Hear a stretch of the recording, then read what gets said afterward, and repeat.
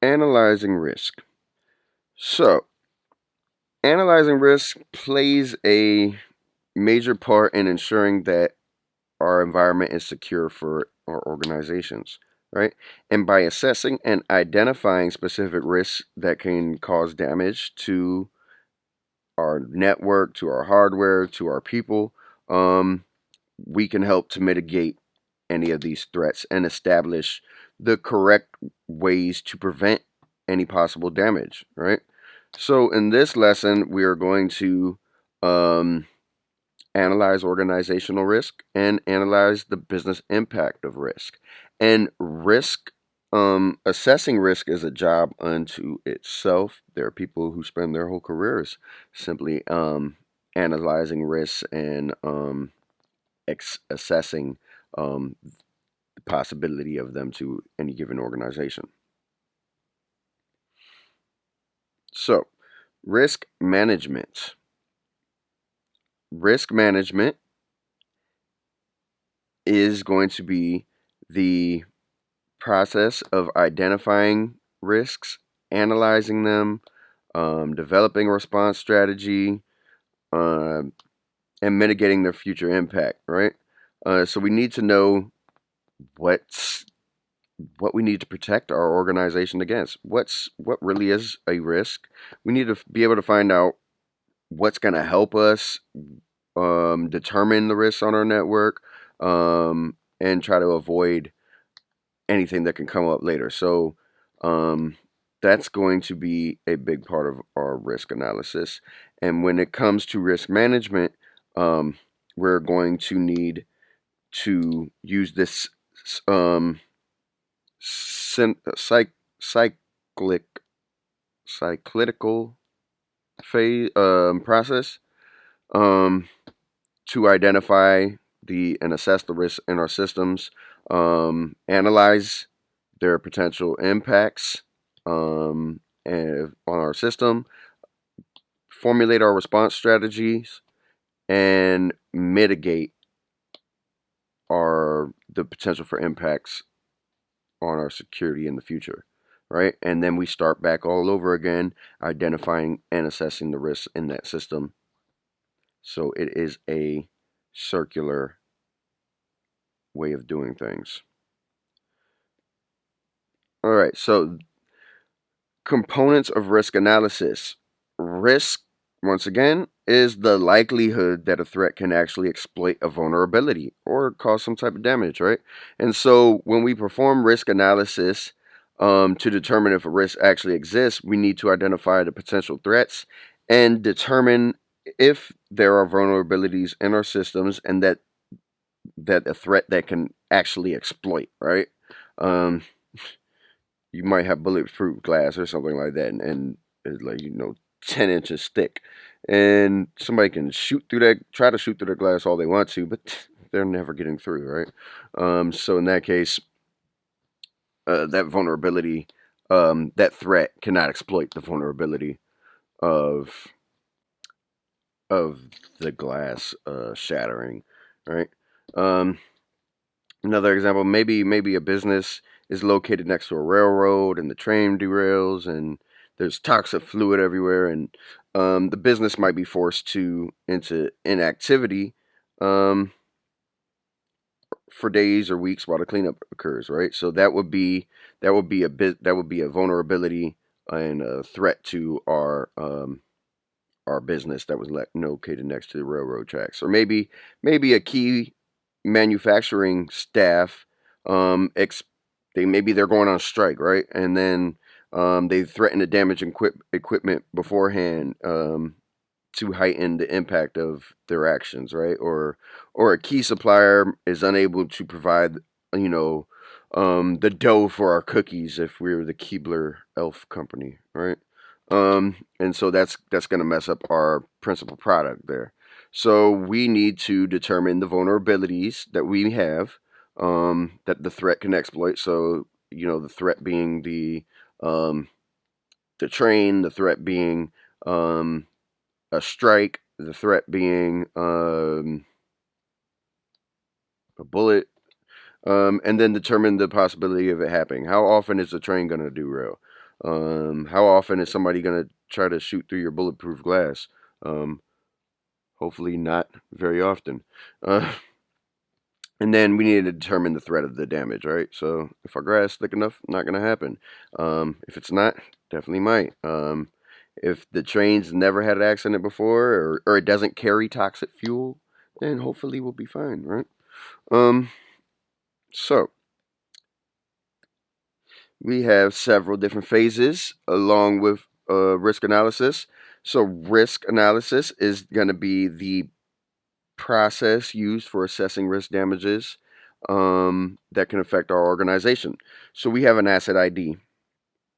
So we are just going to um, identify the assets that we need to protect and determine their value, and vulnerability identification.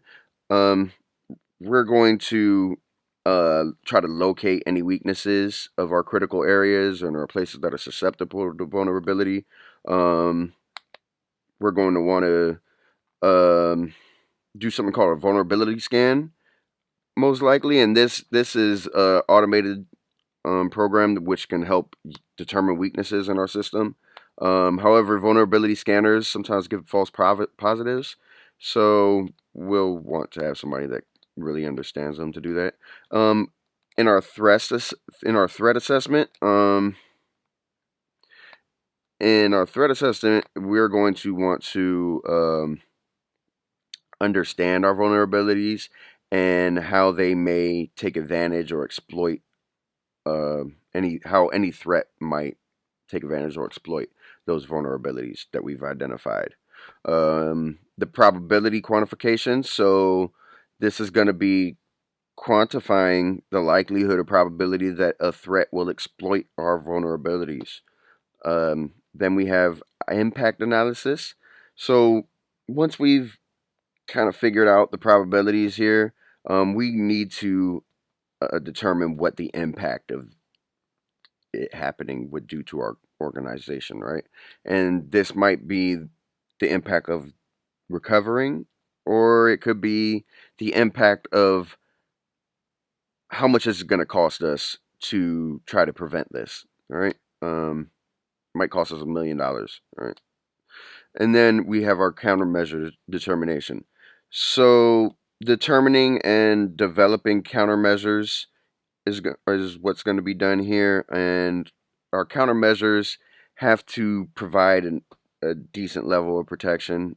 They also need to be something we can actually implement, because some things are pretty monetarily prohibitive, and so basically we don't want our vulnerabilities to cost more than the the we don't want our countermeasure to cost more than what it would cost if somebody were to exploit a threat. I once worked at a store in which we were our well, actually it was a grocery store when I was a teenager, and we had like $100,000 in losses we were able to absorb a year, losses due to theft, and they never installed security system there because it was prohibitive for them to call in a organization to come install all these countermeasures until we finally the expected loss was more than we had anticipated and provided for, which was $100,000. I believe it was closer to $200,000 before they went ahead and called in somebody to install a security system, or not somebody, but a lot of people, and for countermeasures. So before that, it was not cost effective to them, I guess. All right, so categories of threat types. So security threats are going to be categorized as natural, meaning weather, uncontrollable events, natural events, um, and so these might be like earthquakes, fires, floods, tsunamis, hurricanes, tornadoes, right? Um, then we have man-made threats. So a man-made threat is going to be the residual occurrences of individual or collective human activity. These could be intentional, they could be unintentional. Somebody might accidentally make a computing mistake and delete our database. They might divulge information on social media by accident. Um, your whole department might get sick with the coronavirus or the flu. So that would be an epidemic. Um, or maybe somebody spills the beans on, a top secret project or something, by accident. Or you could have intentional threats, right? So arson, break-ins, people setting off logic bombs to make sure that all your files are destructed. Maybe it's 2020, so people get upset and they shoot up their place of work. It could be anything, right? But it is man-made. After that, we have did I skip one? System, sorry. So system is related to any weakness or vulnerability found on a network, service, application, or device. Um, this might be an unsecured device, right? So you didn't put a password on your phone.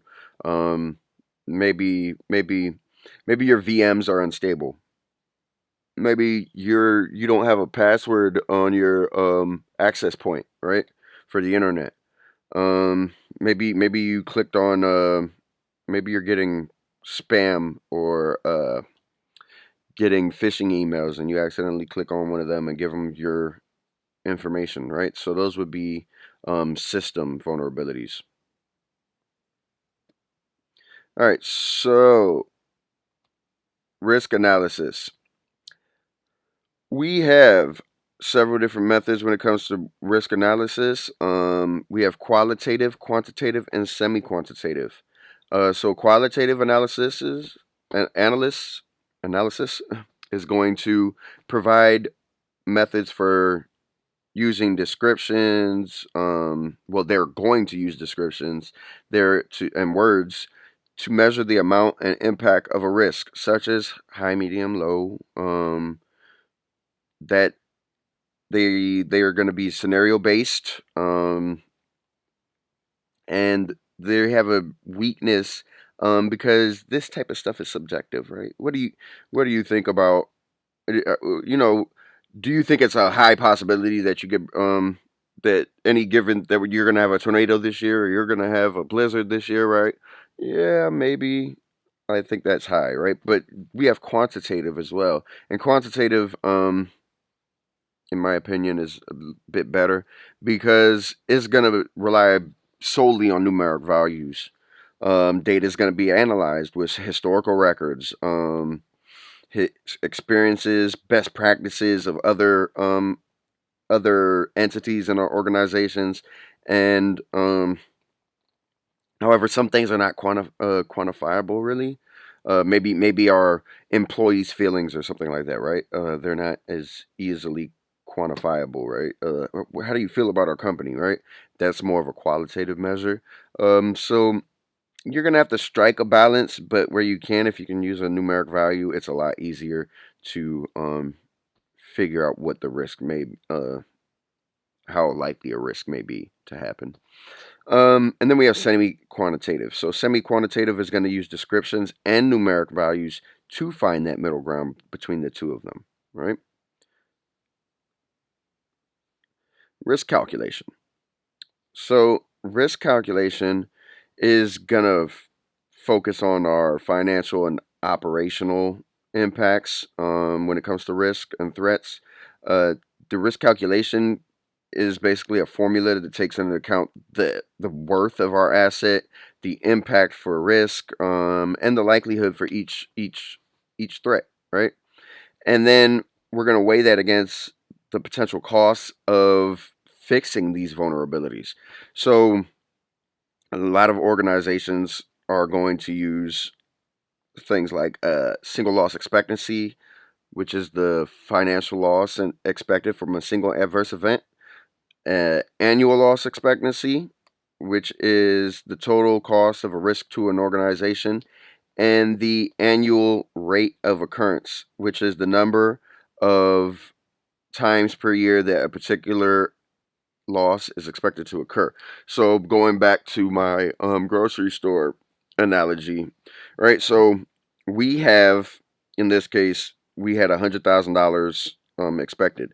So basically, what we did, what would be done here is, okay, we expect each well, we let's say this for anything, right? But let's take $100,000, right, as our annual loss expectancy. So what we would do is um our single loss expectancy maybe is $100, right? And then the rate of occurrence is it's going to happen 1,000 times, right? And that will give us an annual loss expectancy of $100,000, right? So how many times? I mean, how much does it each individual occurrence cost? And how many times are those occurrences expected to happen? And that will give you the annual loss expectancy.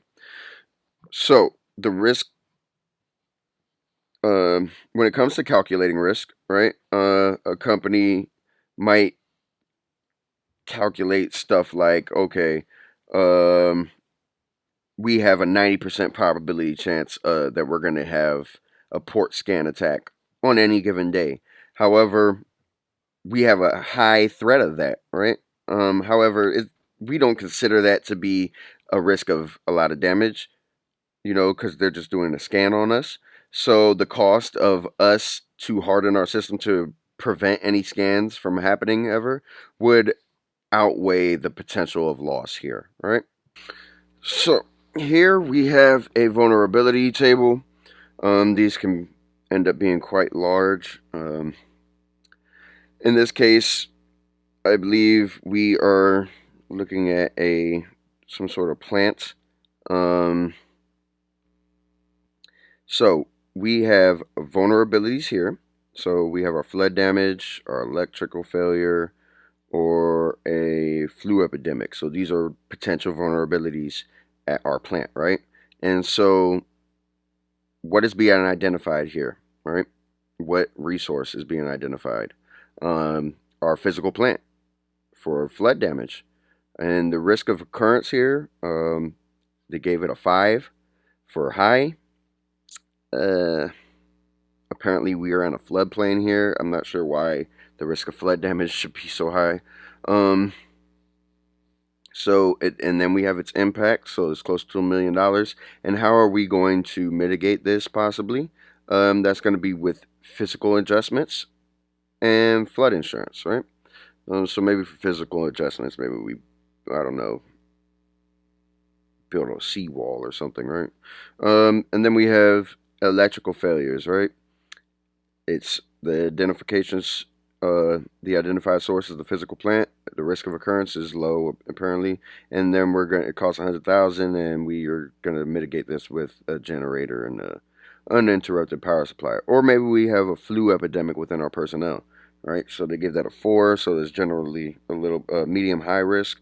Costs us about $200,000, and maybe we, tell our employees to get flu shots. So there are different risk response techniques that we can use once a risk has been identified, and then we can define our strategy um, to determine the appropriate course of action. So, 4 common response techniques are acceptance, transference, avoidance, and mitigation. Right. So when accepting a risk, this is going to be acknowledging and accepting the risk and the consequences that come with it. So at my job, right, they accepted the risk that things were going to get stolen from them. Right. And so acceptance didn't mean it completely leaving it open to harm, right? Because hey, if we catch somebody stealing, you're gonna get in trouble for that, right? We're if we happen to catch you now, but we're accepting that it's probably gonna happen about 1,000 times, right, a year or something like that, right? And so accepting is going to recognize that the risk is involved, but it's not entirely avoidable by keeping people from stealing food at the grocery store, right? And so in our case, the cost of mitigating it or avoiding it was prohibitive to us until our losses reached but so high, right? You can transfer the risk. So each and every one of you in the state of Maryland have to, or well, at least in the state of Maryland, I don't know about Virginia, um, have to allocate responsibility to another agency or third party, such as an insurance company, right? So by law in Maryland, to have a car, it has to be insured, right? And so that is transferring the risk of you damaging somebody else's car to the insurance company for them to pay for it, right? Avoiding risk, right? Avoiding risk is going to be used to eliminate the risk altogether, right? Eliminating the cause. So, hey, maybe we're just going to, if we're a grocery store and somebody's always stealing all our candy or something, maybe we just stop selling candy altogether, right? We're avoiding that it even happens to us. Maybe if we're a IT company and we have a particular server that keeps on getting hit, maybe we just shut down operations on that server because maybe something's wrong with it. Maybe this business is just not worth it anymore, right? And then we can mitigate, right? So mitigating is going to be using techniques to protect against a possible attack, right? And it's going to be implemented when the impact of a potential risk is substantial, and we cannot we're not going to transfer that risk. We're not going to avoid that risk. We are going to stay in business no matter what, right? And so what we're going to do here is go install some security cameras or something like that to catch people, or maybe have a security guard, right, to catch people. And so when it comes to IT, we can use active defensives such as IDS. Really, IDS is that's an intrusion detection system. I would honestly use IPS to protect against the system, not just detect. Or mitigating can also mean just cautionary measures, such as backing up at-risk data. So if we know that a USB has the potential to be lost or something like that, maybe we get two, right? And back them up on both of them. That's our cautionary measure in this case. Risk mitigation and control types, right? So we can apply the correct appropriate security control given whatever is going on, right? So when it comes to technical controls, we can have hardware or software installations implemented to monitor and prevent threats to our system. Maybe, for example, we install a firewall, right? And that's going to be a type of technical control to keep certain connections from coming in or out of our network. We can have management controls, so these are going to be procedures implemented to monitor the adherence to organizational security policies. So,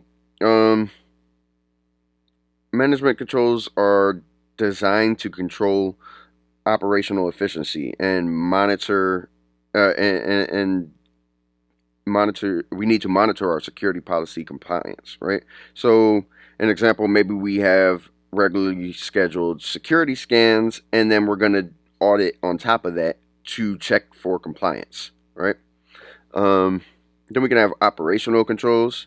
So operational controls are going to be security measures implemented to safeguard all aspects of our day-to-day operations, functions, activities. So a locked door and a guard at the entrance would be an example of that, an operational control, right? And then we have loss controls. This is also called damage control.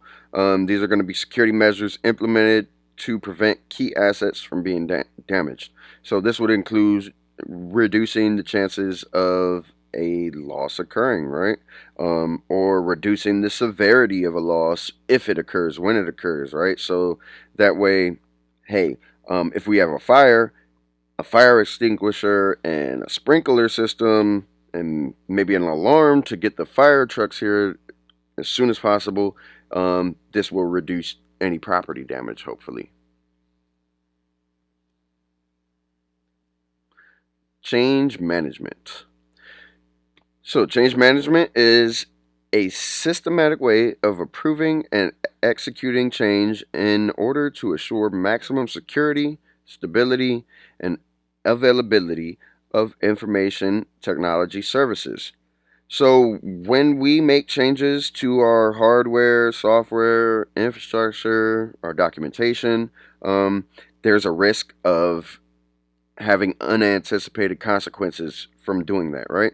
So we need to be able to have a way to properly assess the risk of implementing these things. We need to quantify the cost of training, the cost of support, of maintenance, implementation, and then analyze the benefits and complexities of each one of these changes. And so that way we can protect ourselves from any effects of doing this too quickly, right? Without having the proper background information to make sure everything runs smoothly. So, an example of this would be like, okay, so there's a new service pack that fixes a bunch of vulnerabilities we already had on our server. So, we pretty much need that service pack. However, we're going to have maybe a lot of downtime, right? And so we don't want that, right? Well, we don't want any potential for any downtime, basically. And so we're going to have a change management policy that makes sure that she gets approved or he gets approved to implement that patch, right? And to say how this patch is going to be implemented. So we'll most likely apply this patch in a lab, in a sandbox environment, and make sure that this patch doesn't cause our application to fail or to knock down our servers and give us that downtime that we don't want, right? So in this case, we would then, you know, make any changes and revisions we need to do before we can apply that patch, and that way we make sure that we don't cause any problems, right? So all change management needs to have the reason that we need the change. We need to say what type of change, or figure out what type of changes are going to happen. And you know what? We need to know about our organizational culture, because a lot of times there's a resistance in changes to systems, right? People don't like change. And so we need to manage that transition phase and make sure that, people are properly trained on their roles and their duties, responsibilities, and make sure that it's done at a nice pace. That way we don't lose or mess anything up. A lot of times when people are changing into like a new system, they'll run two systems at the same time.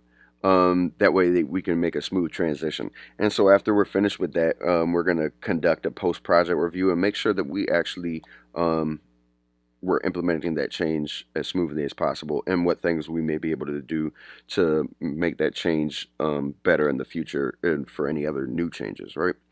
Um, the doctor's office I went to yesterday was running two different scheduling systems at one time, because they were moving from one scheduling system to another, and so what they had to do is schedule me in two different systems. It took a long time to get me scheduled, but they were managing that transition, that change. They were doing change management and making sure that went over smoothly. Um, so in this case, we have the server issue I was talking about. So we have that service pack that fixes our vulnerabilities. The server is going to have a custom application that must remain available. So our policy is going to require approval, and then we're going to test it before we deploy it. We're going to make sure that that nothing crashes. But guess what? It did crash. So now that app has to be revised, needs to be retested before we can deploy it to production, because otherwise we would have crashed everything for everybody else. Um, so guidelines for analyzing risk. We need to clearly define our organization's expectations for security. That way we have crossed all our T's and dotted our I's. We need to identify those assets that require protection, and we also need to determine their value. We need to look for possible vulnerabilities that can adversely affect our security goals, determine our threats to our assets, determine the likelihood of threats exploiting any vulnerabilities. That way we know our risk, determine the threat's impact, how badly is it going to hurt us, um, identify the most optimal risk analysis methods for our organization. For example, um, maybe for quantitative and semi-quantitative analysis, we calculate our single loss and annual rate of occurrence. That way we can have an annual loss expectancy. We're going to identify possible countermeasures and make sure that they're cost effective. And finally, document any findings that we have and decisions made for future reference. We have our first activity of the chapter, analyzing risk to the organization. Develotech has concerns about the security of a server room. The server room is on the first floor at the main headquarters. The room is next to the main lobby, has no windows, and has a numeric keypad for access. The room contains employee data server and a client data server. You're going to conduct a full risk analysis of the server room's physical security. So, what you have under activity 2-1, you'll get a little more detail when you go to the module, to the actual activity within the module. And then what you're going to do is write a few short answer essays, just a couple sentences on each question, right? And so you're going to get asked questions like, what are the obvious vulnerabilities that you know about the server room, right? From the quick description that you're going to get in Canvas. And then we will catch back up with the next slide. BIA. BIA is business impact analysis. So, a business impact analysis is going to be a systematic activity that identifies organizational risks and determines their effect on ongoing mission-critical operations and processes. So, a business impact analysis would contain vulnerability assessments and evaluations, and this is going to help us determine any risks and their effects. Your business impact analysis should include all phases of the business, all aspects. That way we ensure that all essential functions and critical systems have been identified. So this is going to include things such as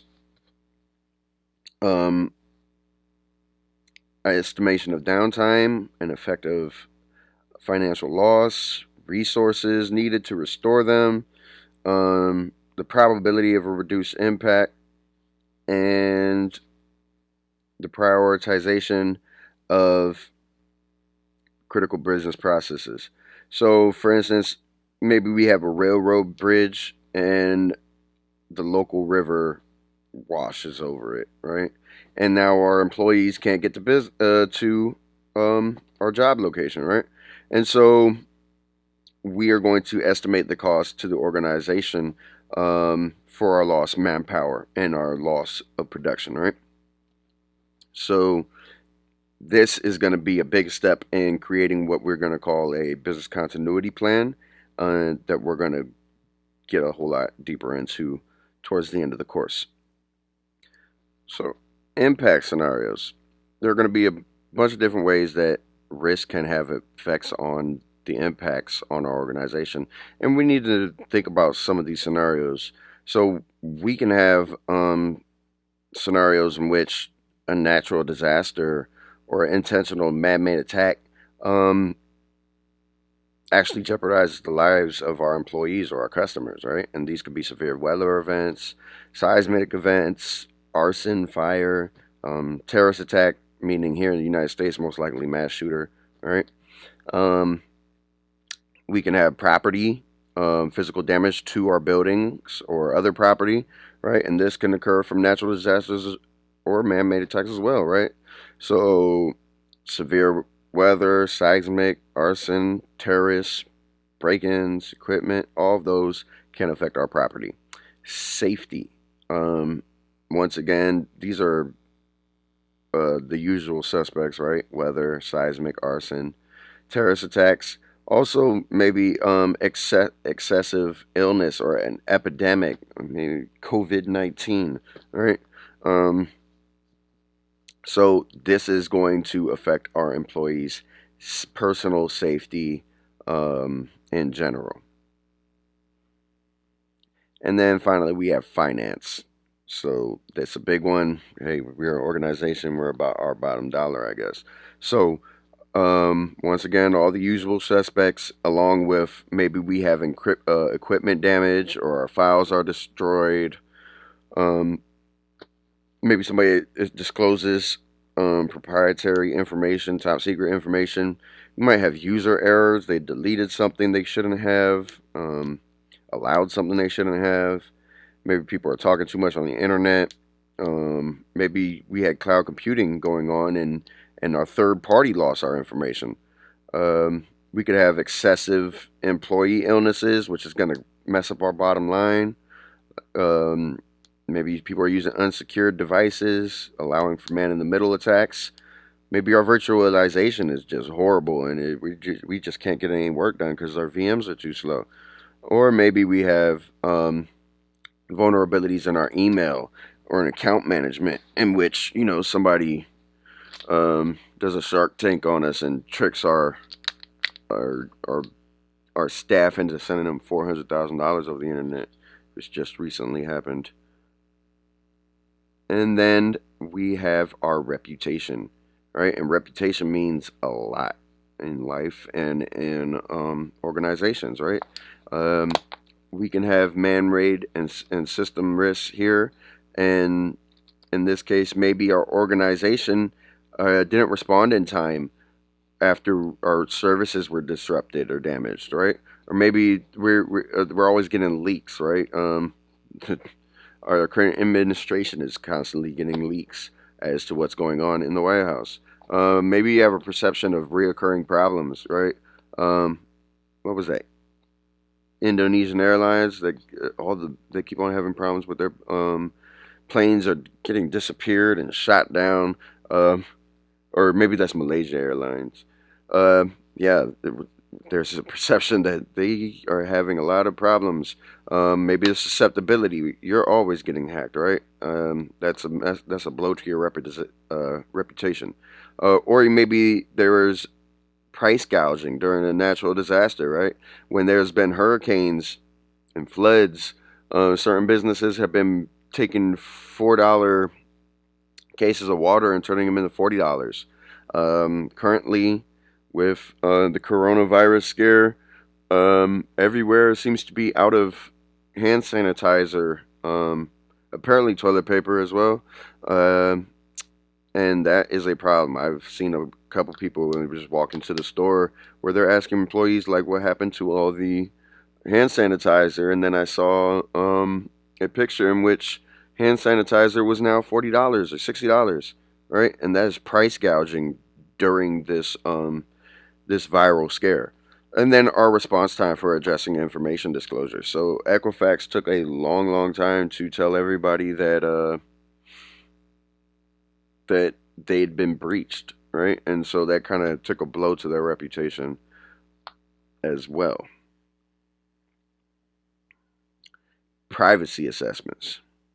So there are two different types of privacy assessments that are used in business impact analysis, we have a privacy impact assessment and a privacy threshold analysis, along with a privacy threshold assessment. So, a privacy impact analysis is a privacy impact assessment tool that's going to be used for identifying and analyzing risks to privacy during the life cycle of a program or system. And this privacy impact assessment is going to state what personally identifiable information, PII, is collected and explains how it needs to be maintained or protected, and as well as how it's going to be shared. Then we have a privacy threshold assessment, which um, is a document used to determine when a privacy impact assessment is required. So a privacy threshold assessment is going to consist of information describing our system and what types of personal identifiable information is going to be collected, and the source of the personally identifiable information. So in the U.S., PIAs and PTAs are mandated for federal agencies that collect personal information online, and in other instances, maybe our organization will decide whether or not they should develop a PTA or a PIA. Critical systems and functions. So, our organization's critical systems and functions are those that, if they're gone, they keep our organization from operating at our minimum level of expectation, right? This is critical for our business to run. Without them, we're going to most likely collapse, right? So, um, for example, right, in a data center, the air quality and HVAC might rank higher than the HVAC in your office building, right? Because in a data center, our servers can go down when the temperature is way too high, right? Whereas though in our office building, maybe not so much. We're going to be uncomfortable. Um, so there is a way to determine how important a system or function is, and that's going to be included in our business impact assessment. And these are quantitative comparisons, right? And we can use these comparisons by looking at the maximum tolerable downtime of our system, the mean time to failure, the mean time to recovery, repair or replace, um, the mean time between failures, the recovery time objective, and the recovery point objective.